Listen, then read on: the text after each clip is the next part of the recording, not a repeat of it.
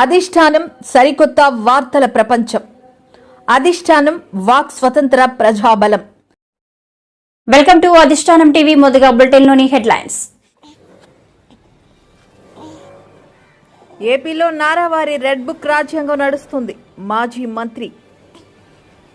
మంత్రి నారా లోకేష్ దృష్టి సారిస్తే ఏయూకి పూర్వ వైభవం. తెలుగు శక్తి అధ్యక్షులు బివి రామ్. గత 10 సంవత్సరాలు పాలించిన వారు తెలంగాణ తల్లిని తెరమరుగు చేశారు. సీఎం రేవంత్ రెడ్డి. మండవ కురిటి గ్రామంలో నూతనంగా నిర్మించిన భవనాన్ని ప్రారంభించిన ఎమ్మెల్యే కొండ్రు మురళీమోహన్. రాష్ట్రంలో ఎక్కడా డీఏపీ, యూరియా, తూనికలు ధరల్లో తేడాలు లేకుండా డీలర్లు చూసుకోవాలి. ప్రజలను ఇబ్బంది పెట్టిన వాళ్ళంతా రెడ్ బుక్ లో ఉన్నారు. మంత్రి నారా లోకేష్. ఏపీలో నారావారి రెడ్ బుక్ రాజ్యాంగం నడుస్తుందని మాజీ మంత్రి మేరుగు నాగార్జున అన్నారు. రాష్ట్రంలో రాజకీయ కక్షతో పాలన సాగుతుందని అన్నారు. అలాగే పోలీసులు కూడా ప్రేక్షక పాత్ర పోషిస్తున్నారని ఘాటు వ్యాఖ్యలు చేశారు. మాజీ మంత్రి మేరుగు నాగార్జున బుధవారం మీడియాతో మాట్లాడుతూ, ఆ సిఐ గారిని వీడియో కాల్లో నువ్వు ఎందుకు చెప్పావు అని క్షమాపణ చెప్పించినటువంటి తీరు, ఆ క్షమాపణ చెప్పింది ఆ వీడియోలో వైరల్ చేసినటువంటి పరిస్థితి. ఇంత దారుణమైనటువంటి పరిస్థితి ఆంధ్రప్రదేశ్లో పోలీసు వ్యవస్థను నిర్వీర్యం చేసే విధంగా చంద్రబాబు నాయుడు గారు పరిపాలన చేస్తూ ఉన్నాడంటే, అసలు ఈ ప్రభుత్వం ఏర్పాటైన తర్వాత ఈ వ్యవస్థ ఎలా నీరుగారిపోయిందో ఒకసారి ప్రస్ఫుటంగా మీకు అర్థమయ్యే విధంగా చెప్పాల్సిన బాధ్యత మా మీద ఉంది. నిజంగా చంద్రబాబు గారు అధికారంలోకి వచ్చిన తర్వాత ఆ ప్రభుత్వంలో అత్యంత కీలకమైనటువంటి వ్యవస్థలని పూర్తిగా నీరు కార్చేశాడు. ఒక సిస్టమ్, తన ప్రభుత్వంలో రాజ్యాంగం ఉందని, చట్టాలు, నియమాలు, నిబంధనలు ఉన్నాయని, న్యాయ ప్రక్రియ చట్టబద్ధంగా జరగాలని ఆ ఆలోచన ఆయనకి ఏనాడు లేని పరిస్థితి ప్రస్ఫుటంగా కనిపిస్తూ ఉంది. ఈ రాష్ట్రానికి ముఖ్యమంత్రి హోదాలో చంద్రబాబు నాయుడు మొదటి నుంచి అధికారుల యొక్క ఆత్మస్థైర్యాన్ని దెబ్బతీసే విధంగా, ముఖ్యంగా పోలీసు యంత్రాంగాన్ని ఆత్మస్థైర్యాన్ని దెబ్బతీసే విధంగా ఒక పథకం ప్రకారం వ్యవస్థల్ని నీరుగార్చుకుంటా వచ్చాడు. అవసరమైతే ఉన్నటువంటి పోలీసు అధికారుల్ని తన వ్యవస్థలో ఉన్నటువంటి మీడియా వ్యవస్థ ద్వారా అభూత కల్పనలు, వారిని నిర్వీర్యం చేసే విధంగా, మోరల్గా వీక్ అయ్యే విధంగా మరి కథనాలు రాయించటం, తర్వాత ఒక పరిస్థితి ప్రకారం వారి మీద వేటు వేయటం, ఈ విధంగా పోలీసు వ్యవస్థను పూర్తిగా నీరుగార్చేసినటువంటి పరిస్థితి ఆంధ్రప్రదేశ్లో చూస్తూ ఉన్నాం. ఈ మధ్యలో చంద్రబాబు గారు అధికారంలోకి వచ్చిన తర్వాత 16 మంది పైగా ఐపీఎస్లకు పోస్టింగ్లకు సంబంధించి లేకుండా చేశారు. నిజాయితీగా పనిచేసిన అధికారుల్ని విధులు బాధ్యతలు లేకుండా చేసి ఒక ప్రక్కన పెట్టేటువంటి పరిస్థితి. దీని ద్వారా రాష్ట్ర వ్యాప్తంగా ఒక ఆలోచన, చంద్రబాబు గారికి వ్యతిరేకంగా ఎవరన్నా ఉంటే వాళ్ళ గతి ఇంతే అనే విధంగా వాయిస్ వచ్చే విధంగా చేసినటువంటి పరిస్థితి. చంద్రబాబు గారు చెప్పిందే వేదం, టీడీపీ నాయకులు చెప్పిందే వేదం, లేకపోతే అదే చట్టం అనే విధంగా కూడా ఈరోజు రాష్ట్రంలో రాజ్యం వెళ్తున్నటువంటి పరిస్థితి రాష్ట్రంలో చూస్తూ ఉన్నాం. దీని ఫలితంగా వైఎస్ఆర్సీపీ శ్రేణులపైన, టీడీపీకి గిట్టని వారిపైన, సామాన్యులపైన దాడి, దౌర్జన్యాలు, ఆస్తుల ధ్వంసం, లేకపోతే హత్యలు జరుగుతూ ఉన్నా ఎవరు పట్టించు. దానికి కారణం చంద్రబాబు గారు పంపిన సందేశం. దానివల్ల పోలీస్ వ్యవస్థ క్రియాహీనంగా మారిపోయినటువంటి పరిస్థితి ఈ రాష్ట్రంలో చూస్తూ ఉన్నాం. దీనికి అంత బాధ్యుడు చంద్రబాబు గారే, స్వయాన ముఖ్యమంత్రే. ఉదాహరణకి నంద్యాలలో ఇన్సిడెంట్ జరిగింది. నంద్యాల సమీపంలో సీతారాంపురంలో సుబ్బారాయుడు హత్య, అయ్యా నన్ను చంపేస్తా ఉన్నారు, నా పోలీసులు సపోర్ట్ కావాలి, నన్ను రక్షించందని గగ్గోలు పెడితే ఆయన ఉన్న ప్రాంతం ఎంత దూరం. గత 10 సంవత్సరాలు పాలించిన వారు తెలంగాణ తల్లిని తెర మరుగు చేశారని సీఎం రేవంత్ రెడ్డి విమర్శించారు. సచివాలయ ఆవరణంలో తెలంగాణ తల్లి విగ్రహ ఏర్పాటుకు భూమి పూజ చేసిన సందర్భంగా ఆయన మాట్లాడారు. గత పాలకులు ప్రగతి భవన్ పేరు మీద పెద్ద గడిని ఏర్పాటు చేసుకుని చుట్టూ ముళ్ల కంచెలు పెట్టారు అని అన్నారు. తెరమరుగున పడవేసిండ్రు. ఎందుకంటే తెలంగాణ తల్లి కంటే కూడా వారే ప్రాధాన్యత, వారే తెలంగాణకు సర్వం. నేనే తెలంగాణ, తెలంగాణనే నేను అనే విధంగా గత పాలకులు వ్యవహరించినరు. ఆ విధానానికి కాంగ్రెస్ పార్టీ, ప్రజలెన్నుకున్న ప్రభుత్వం, ప్రజాపాలన ఆ పాత విధానాలకు విరుద్ధం.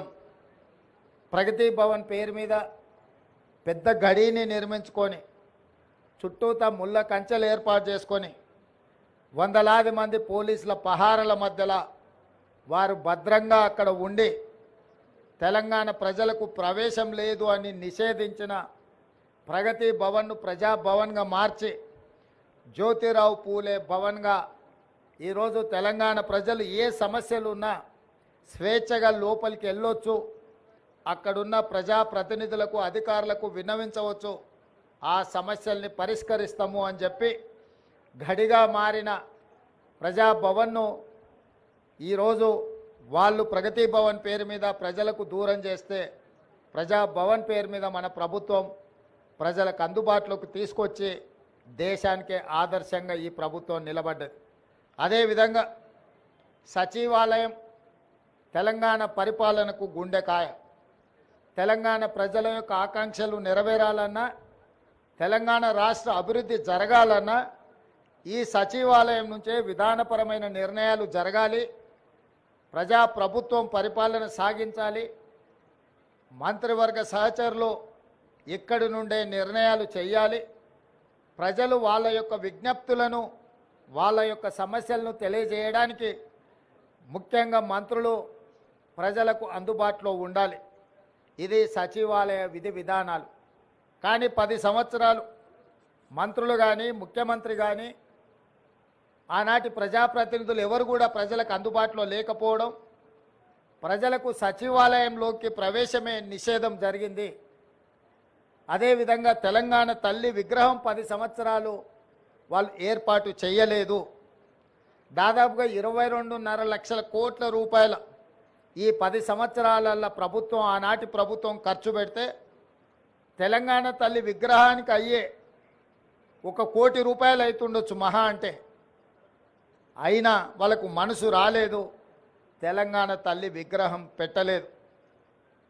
ఈరోజు దేశం కోసం ప్రాణాలు అర్పించిన శ్రీ రాజీవ్ గాంధీ గారి విగ్రహం, ఇక్కడ ఒక పక్కన డాక్టర్ బాబాసాహెబ్ అంబేద్కర్ గారి విగ్రహం, ఆ పక్కన శ్రీమతి ఇందిరాగాంధీ గారి విగ్రహం, ఆ పక్కనే పివి నరసింహారావు గారి విగ్రహం, ఇంకొక పక్కన అంజయ్య గారి విగ్రహం, ఆ పక్కన కాకా వెంకటస్వామి గారి విగ్రహం, వీళ్ళందరి విగ్రహాలు నెక్లెస్ రోడ్లో జైపాల్ రెడ్డి గారి సమాధులు, ఇవన్నీ కూడా ఈ దేశము, ఈ రాష్ట్రము యొక్క ఏర్పాటులో కీలక పాత్రలు పోషించిన వాళ్ళ యొక్క గుర్తింపు ఆనవాళ్ళు ఇక్కడ ఉన్నాయి.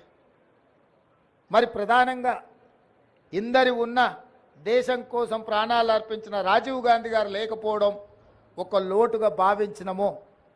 ఆ పక్కన అమరవీరుల స్తూపం తెలంగాణ కోసం అమరులైతే, సచివాలయానికి అమరవీరుల స్తూపానికి మధ్యలో దేశం కోసం అమరుడైన రాజీవ్ గాంధీ గారి విగ్రహం ఉండాలి. ఎందుకంటే మాజీ ప్రధానమంత్రి ఇందిరాగాంధీ గారి విగ్రహం, పివి నరసింహారావు గారి విగ్రహం, వారితో పాటు రాజీవ్ గాంధీ గారి విగ్రహం ఉండాలని మేధావుల సూచన మేరకు ముందలో ఉన్న పార్క్ కొంతమంది వ్యక్తులు వాళ్ళ కోసం ప్రజలను ఇబ్బంది పెట్టినా వాళ్ళంతా రెడ్ బుక్ లో ఉన్నారని మంత్రి నారా లోకేష్ తెలిపారు. మంగళగిరిలో ఓ దాత నిర్మించిన నరసింహస్వామి ఆలయ ముఖద్వారాన్ని ఆయన ప్రారంభించారు.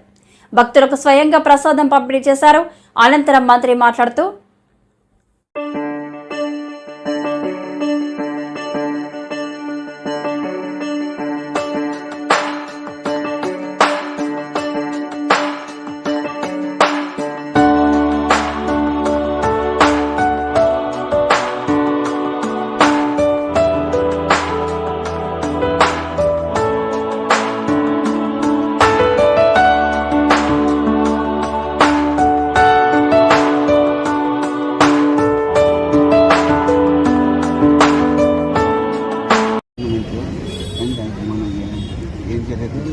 మొత్తం రిపోర్ట్ రాని డిస్కషన్ ఇప్పుడే కదండి బయటపడుతుంది.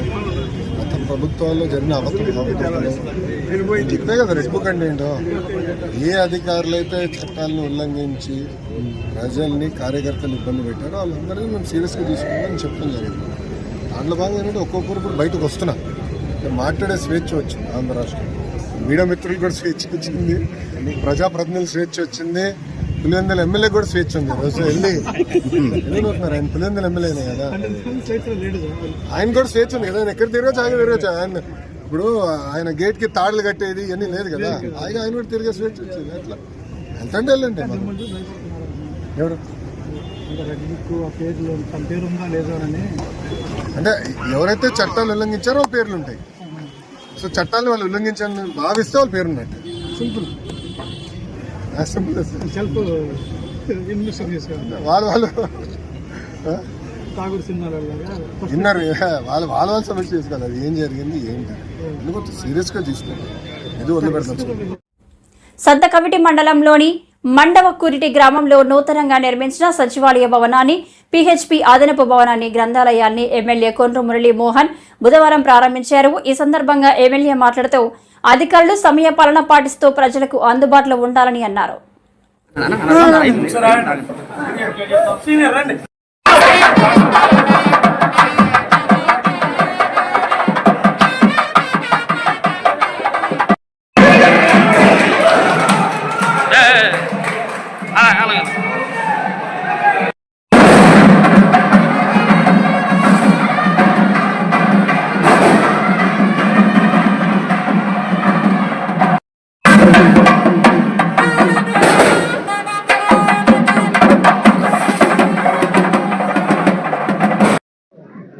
ఈనాడు మండాకుర్టి గ్రామంలో అభివృద్ధి కార్యక్రమాల కోసం ఇక్కడ ప్రారంభోత్సవాల కోసం రావడం జరిగింది. ఈరోజు ఉన్నది ప్రజాప్రభుత్వం. ముఖ్యమంత్రి గారు నారా చంద్రబాబు నాయుడు గారు ప్రతి నిమిషం కూడా ప్రజల కోసం కష్టపడుతున్నారు. అలాగే వచ్చిన కొద్ది కాలంలోనే ప్రతి గ్రామానికి కూడా రమారమి 15 నుంచి 20 లక్షల రూపాయలు మరి ఎన్ఆర్జీసీ ద్వారా ఇవ్వడం జరిగింది. అలాగే కాలువలు ఏవైతే ఉన్నాయో అర్జెన్సీ అన్నీ కూడా ప్రతి నియోజకవర్గంలో, అలాగే రాజాం నియోజకవర్గంలో కూడా దగ్గర ఒక 60 లక్షల రూపాయలు గ్రాంట్ చేయడం జరిగింది. అదేవిధంగా రాజాం నియోజకవర్గ ప్రజలందరూ కూడా ఎప్పటి నుంచో కోరుకుంటున్న, సంవత్సర కాలంగా ఇబ్బంది పడుతున్న మరి వేలాది మంది రోజుకి నడిచే రాజాం మరి మెయిన్ రోడ్, అది కూడా 6 కోట్ల రూపాయలు ఇవ్వడం జరిగింది. ప్రజలందరూ కూడా చాలా సంతోషంగా ఉన్నారు. చంద్రబాబు నాయుడు గారికి ధన్యవాదాలు తెలియజేస్తున్నారు. అలాగే ఈ కూటమి ప్రభుత్వం అన్ని విధాల వచ్చిన వెంటనే ప్రజల కోసం తీసుకున్న సంక్షేమ కార్యక్రమం నెలకి 4,000 రూపాయలు అయితేనేమి, ఏదైతే మాట ఇచ్చారో ఆ మాట మొదటి నెలే మరి 7,000 రూపాయలు ఇస్తామని చెప్పారు, 3,000 కలిపి అవి కూడా ఇవ్వడం జరిగింది. అలాగే ఇప్పుడు అన్నా క్యాంటీన్లు ఓవరాల్గా 100కి పైబడి ఇప్పటికే ప్రారంభించాం. సెప్టెంబర్ 15 మిగతావి కూడా ప్రారంభిస్తూ రాజమ్మలు కూడా ప్రారంభిస్తామని సంతోషంగా తెలియజేస్తున్నాం. అలాగే మరి ఏవైతే సూపర్ సిక్స్ అని మేము మరి ఎలక్షన్ ముందు మాట ఇచ్చామో, మరి కూటమి ప్రభుత్వం చంద్రబాబు నాయుడు గారు అవన్నీ కూడా దఫదఫాలుగా చేయాలని నిర్ణయం తీసుకోవడం జరిగింది. చంద్రబాబు నాయుడు గారు మరి ప్రతిదీ కూడా దూరదృష్టి ముందుకు వెళ్ళడానికి మహిళల్ని దృష్టిలో పెట్టుకునే మరి మహిళలకి ఉచిత బస్ సర్వీస్ కూడా త్వరలో మరి పెట్టడం జరుగుతుందని కూడా ఈ సందర్భంగా తెలియజేస్తున్నాను. మరి అన్ని విధాల ఈ రాష్ట్రం బాగుండాలి, ఈ రాష్ట్రం సంబంధించిన అమరావతి మరి రాజధానిగా మరి రావాలని అందరూ కోరుకుంటున్నారు. అందులో భాగంగానే మరి ఈ 2-3 నెలల్లోనే 15,000 కోట్ల రూపాయలు కేంద్ర ప్రభుత్వం నుంచి తీసుకురావడం జరుగుతుంది. మరి అదేవిధంగా రాష్ట్రంలో మరి దగ్గర 50,000 కోట్ల రూపాయలతో రోడ్లు మరి అన్నీ కూడా కేంద్ర ప్రభుత్వం ద్వారా NH రోడ్లన్నీ కూడా శాంక్షన్ చేసుకోవడం జరుగుతుంది. మరి అన్ని విధాల ప్రతి నిమిషం కూడా ఈరోజు మంత్రులందరూ కూడా కష్టపడుతున్నారు. ఉప ముఖ్యమంత్రి మరి మనందరికీ తెలుసు పవన్ కళ్యాణ్ గారు, ఆయన గ్రామాభివృద్ధి శాఖ మీద చాలా మరి గట్టిగానే కృషి చేస్తూ కేంద్ర ప్రభుత్వం నుంచి నిధులు తెచ్చుకోవడం జరుగుతుంది.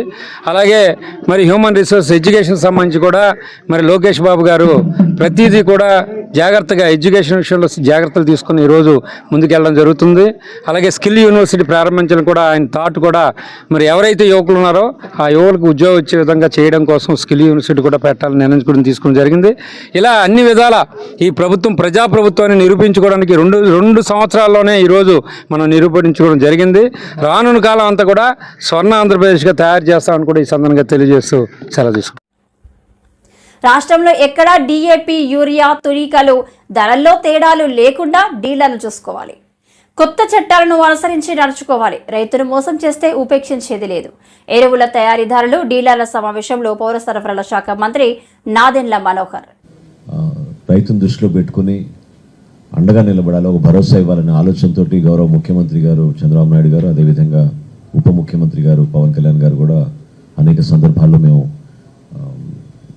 పబ్లిక్లో కానివ్వండి లేదా మా అంతర్గత చర్చల్లో కానివ్వండి నిరంతరం రైతాంగం కోసం మేము ఈ ప్రభుత్వం అంకిత భావంతో పనిచేయాలనే ఆలోచనతో ముందుకెళ్తా ఉన్నాం. అందులో భాగంగా ఈరోజు పౌర సరఫరాల శాఖ ముఖ్య కార్యక్రమం ధాన్యం సేకరణ. సో రైతుకి గిట్టుబాటు ధర అందించాలి. ఎంత విస్తీర్ణంలో రాష్ట్రంలో ధాన్యం పండిస్తున్నా కూడా కేంద్ర ప్రభుత్వం, రాష్ట్ర ప్రభుత్వం నిర్ణయించిన ఈ కనీస మద్దతు ధర, మినిమం సపోర్ట్ ప్రైస్ని బేస్ చేసుకుని దానిపైనే మనం ప్రజలకి ఒక భరోసా ఇచ్చుకుంటూ ముందుకెళ్ళాలనే ఆలోచనతో మేము ఖరీఫ్ మాసానికి సిద్ధమవుతా ఉన్నాం. ఆ కాంటెక్స్లో అంటే తెలుగు అందరికి పర్లేదా లేకపోతే షుడ్ ఐ ఓకేనా? ఓకే. సో ఆ కాంటెక్స్లో చాలా ప్రాంతాల నుంచి మాకు వస్తున్న సమాచారం డిఏపి, యూరియా ధరల్లో తేడా ఉంటుంది, రైతుకి ఇబ్బంది కలుగుతుంది, షాపుల దగ్గరికి వెళ్ళినప్పుడు ఇబ్బంది అవుతుంది.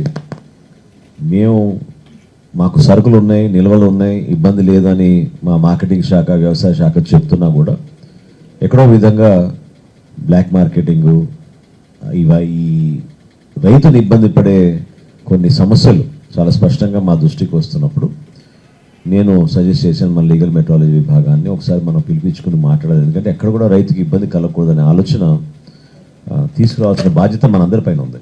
చట్టాల్లో ఉన్న వివిధ సెక్షన్స్ గురించి మీకు ఒక అవగాహన తీసుకురావడం కోసం ఆయన ఒక ప్రయత్నం చేశారు. అది దేనికోసం అంటే సహజంగా ప్రభుత్వాలు కొత్త ఆలోచనలు వచ్చినప్పుడు లేదా ప్రజల ఆకాంక్షలు ఎట్లా ఉన్నాయో చూసి దాని ప్రకారంగా మనం మార్పులు తీసుకొస్తూ ఉంటాం. సో అప్డేట్ అవ్వాల్సిన బాధ్యత మీకు ఉంటుంది, తెలపాల్సిన బాధ్యత కూడా మాకు ఉంటుంది. ఇప్పుడు మీ సాధారణంగా మీ షాప్ దగ్గరకు వచ్చి మేము చెక్ చేసినప్పుడు వెయిటేజ్లో కానివ్వండి లేకపోతే రేట్లో కానివ్వండి తేడా ఉందని అనడానికి మా దగ్గర కూడా ఆ విధమైన చట్టం ఉండాలి. ఆ చట్టం యొక్క సమాచారం మీ దగ్గర కూడా తెలియాలి. ఎందుకంటే వ్యాపారస్తులు అందరూ కూడా ఆ విధంగా ఫాలో అవుతారని నేను అనుకోను. ఎందుకంటే మీకున్న సమస్యలు మీకుంటాయి. క్షేత్రస్థాయిలో ఎక్కడైతే ఫర్టిలైజర్ డీలర్స్ ఉన్నారో వాళ్ళకి మీరు సరఫరా చేసే ఈ డిఏపి కానివ్వండి, యూరియా కానివ్వండి, ఒకే ఒక ఆలోచనతోటి మనం ముందుకెళ్దాం. అదేంటంటే దేనికోసం ఈ సమావేశం ఏర్పాటు చేసామంటే కమ్యూనికేషన్ గ్యాప్ ఉండకూడదు. At the same time no compromise on quantity and price. Quality check చేసే వాళ్ళు వేరే ఉన్నారు, కానీ క్వాంటిటీను ప్రైస్లో మాత్రం ఎక్కడ కూడా వేరియన్స్ రాకూడదు. డిఏపి కానీ యూరియా కానీ రైతులు పాపం చాలా కష్టాల్లో వాళ్ళు ఎంత కష్టపడి వాళ్ళు పంట పండిస్తున్నారో మీ అందరికీ తెలుసు. ఆ సందర్భంలో కూడా వాళ్ళు మళ్ళీ కష్టపడి దుకాణం దగ్గరికి వచ్చి కొనుక్కుందాం అనుకున్నప్పుడు అనుకున్న దానికన్నా 100 రూపాయలు చెల్లించమన్నప్పుడు మోసం జరిగిపోతుందనే భావన వాళ్ళు ఏర్పడుతుంది. ఆ సమస్య రాకుండా చూడాల్సిన బాధ్యత మీ అందరిపైన ఉంటుంది, మీతో పాటు మాకు ఉంటుంది. ఇప్పుడు మా లీగల్ మెట్రాలజీ విభాగం నుంచి మేము వివిధ జిల్లాల్లో ఇన్ని చోట్ల మేము చెక్ చేస్తే నేనే ఆశ్చర్యపోయాను. 233 కేసులు బుక్ చేశారు, 233 కేసెస్ మన రాష్ట్రంలో. సరే, వివిధ కంపెనీలు మీకున్న ఇబ్బందులు మరి ఏం జరిగిందో between you and the dealers communication కానివ్వండి లేకపోతే ట్రాన్స్పోర్టేషన్ కానివ్వండి, సమస్య అనేది గుర్తించాం కాబట్టి అదేదో మిమ్మల్ని పెనలైజ్ చేస్తే మాకేదో ఇక్కడ సంతోషకరంగా ఉంటామని కాదు. మీలో ఆ చైతన్యం తీసుకురావాలి, మీకు కూడా తెలియాలి మన బాధ్యత ఏంటనేది. ఎందుకంటే రైతు పాపం 100 గ్రాములైనా కిలో అయినా తేడా ఉన్నప్పుడు తేడా ఉందని అనుకుంటారు తప్ప పర్లేదు అది సహజం అని అనుకోరు. ఇందాక నాకు రామ్ కుమార్ గారు ఎక్స్ప్లెయిన్ చేస్తున్నారు, ట్రాన్స్పోర్టేషన్లో 1 or 2 కిలోస్ ఒక బ్యాగ్లో తగ్గిపోతే వెయిటేజ్ అనేది మనం చేసి అందించాలి రైతుకి. మంత్రి నారా లోకేష్ దృష్టి సారిస్తే ఏయూకి పూర్వ వైభవం. ఏయూ మాజీ వీసీ ప్రసాద్ రెడ్డి అరాచకాలు అన్ని ఇన్ని కావు. వైఎస్ రాజశేఖర రెడ్డి విగ్రహాన్ని ఏయూలో ఎందుకు తొలగించారు? శారద పీఠానికి ఇచ్చిన 10 ఎకరాల భూమిని వెనక్కి తీసుకోవాలి అని తెలుగు శక్తి అధ్యక్షుడు బివి రామ్ డిమాండ్ చేశారు. దౌర్జన్యంగా 10 రూపాయలు చేసే భూమిని 3 రూపాయలు లాక్కున్నా మనం చేస్తున్నాం. మరి అలాంటి వాళ్ళని భూములు తిరిగి పెంచాలని చెప్పి తెలుగు శక్తి ప్రభుత్వానికి కోరుతాం. మరి ముఖ్యంగా విజయసాయి రెడ్డి, ఇప్పుడు ఉత్తరాంధ్ర ఇన్ఛార్జిగా ఉన్న వైవి సుబ్బారెడ్డి నేతృత్వంలో మొత్తం విశాఖపట్నం భీములేని పూర్తిగా ఇష్టోసారు దోచుకున్నారు. ఒక రాబందుల మాదిరిగా విశాఖపట్నాన్ని రాజధాని పేరు చెప్పి మొత్తం విశాఖపట్నంలో భూములు మొత్తాన్ని కబ్జా చేశారు. మేము ఒకటే కోరుతున్నాం, బాధితులు న్యాయం జరగాలని. లోకేష్ గారి పర్యటనలో కూడా భీములపై దృష్టి సారించి ఇక్కడ బాధ్యతలు కలిస్తే డెఫినెట్గా బాధ్యతలు ముందుకొచ్చి న్యాయం కోసం ఎదురు చూస్తున్నారు. మరి ఇక్కడ చూసినట్లయితే శారదాపేటలో గత ప్రభుత్వం 15 ఎకరాల భూమి ఇచ్చింది. ఆ కృతం ఎందుకు ఇచ్చిందో అర్థం కావట్లేదు. కమర్షియల్గా వాళ్ళు వ్యాపారం చేస్తున్నారు తప్ప ఎటువంటి హిందూ మత ప్రచారం వాళ్ళు ఏమి చేయడం వాళ్ళు చేస్తున్నారు. తక్షణం ఆ భూమి వెనుకలాక్కోని చెప్పి తెలుగు శక్తి డిమాండ్ చేస్తారు. అలాగే మన విశాఖపట్నంలో చాలా ప్రాచీనంగా ప్రసిద్ధి చెందిన ఆంధ్ర యూనివర్సిటీ విశ్వవిద్యాలయం ఈరోజు పూర్తిగా బ్రష్ పెట్టిపోయింది. మాజీ వీసీ ప్రసాద్ రెడ్డి గారి హయాంలో అది విశ్వవిద్యాలయం కాస్త ఒక రాజకీయ అడ్డాగా మారిపోయింది. ఆయన హయాంలో చాలా మంది ప్రొఫెసర్ని ఎటువంటి అర్హత లేకుండా నియమించారు. అలాగే పిహెచ్డీలు కూడా దానికి ఒక సరైన పద్ధతి లేకుండా ఉండడం జరిగింది. సో దీని అన్నింటిపైన పూర్తిగా విచారణ జరిపించాలని చెప్పి తెలుగు శక్తి లోకేష్ గారిని కోరుతున్నాం. ఎందుకంటే ఆయన హెచ్ఆర్డీ మినిస్టర్ కాబట్టి విశ్వవిద్యాలయం మళ్ళీ పూర్వవైభవం రావాలని కోరుకుంటున్నాం. ఎందరో మంది మహానుభావులు, అటు వెంకయ్యనాయుడు గారు కానీ, హరిబాబు గారు కానీ, దూరు సుబ్బారావు గారు కానీ, పల్లంరాజు గారు, ఎంతో మంది ఈ దేశానికి సేవలు అందించారు ఆంధ్రప్రదేశ్కి వచ్చినాడు. మరి ఈవేళ అలాంటి యూనివర్సిటీ భ్రష్టు పట్టిస్తుంటే ఈవేళ కూడా ప్రసాద్ రెడ్డి వెళ్ళిపోతే సరే ఇంకా వాళ్ళ మనుషులే యూనివర్సిటీలో కొనసాగుతున్నారు. ఒకటే కోరుతున్నాం, ప్రసాద్ రెడ్డిపై విచారణ జరిపించి అరెస్ట్ చేయాలని చెప్పి తెలుగు విషయం డిమాండ్ చేస్తాం. ఎందుకంటే ముఖ్యంగా ఆంధ్ర విశ్వవిద్యాలయంలో రాష్ట్ర విగ్రహం ఉంది. అసలు విశ్వవిద్యాలయంలో రాష్ట్ర విగ్రహం ఏ హక్కు జరుగుతున్నారు? ఆయన విగ్రహాలు ఇప్పటికే 100,000 విగ్రహాలు పెట్టారు, కానీ విశ్వవిద్యాలయంలో పెట్టడం మేము తీవ్రంగా ఖండిస్తున్నాం. అదేమి రాజకీయ హత్య కాదు. ఇవాళ గత పాలకులు విశ్వవిద్యాలయంలో దాన్ని ఒక రాజకీయ పార్టీగా మార్చేశారు. అతను ఒకటే కోరుతున్నాం, ఇప్పటికే కూడిన రోజు వచ్చి 2 నెలలు దాటిపోయింది. అధికారులను ఒకటే డిమాండ్ చేస్తున్నాం, ఆ విగ్రహాన్ని తొలగించమని కోరుతాను. లేని పక్షంలో డెఫినెట్గా దాన్ని ముందుకు వచ్చి తొలగిస్తాం, మనం చేస్తాం తప్ప ఇది ఆంధ్ర యూనివర్సిటీ భ్రష్టు పట్టిస్తున్న విగ్రహం. ఆంధ్ర యూనివర్సిటీ సిఆర్ రెడ్డి గారు ఒక ఆశయంతో యూనివర్సిటీ స్థాపించారు. మరి అలాంటి ఆశయాన్ని గత ప్రభుత్వం మంటగలిపేస్తుంది. కానీ కనీసం ఇప్పుడు వచ్చిన కూటమి ప్రభుత్వం దాన్ని సరిదిద్ది మళ్ళీ ఆంధ్ర విశ్వవిద్యాలయానికి పూర్వవైభవం తేవాలని, అది కూడా లోకేష్ గారు హెచ్ఆర్డీ మినిస్టర్ ఉన్నారు కాబట్టి ఇది మీరు ప్రత్యేకంగా దృష్టి సాధించాలని చెప్పి తెలుగు శక్తి కోరుతుంది. మరి ఇలాంటి వాళ్ళని మీరు రెడ్ బుక్ అన్నారు, ఆ రెడ్ బుక్ ఏదో విశాఖపట్నం నుంచి ప్రారంభించుకుని చెప్పి లోకేష్ కోరుతున్నారు.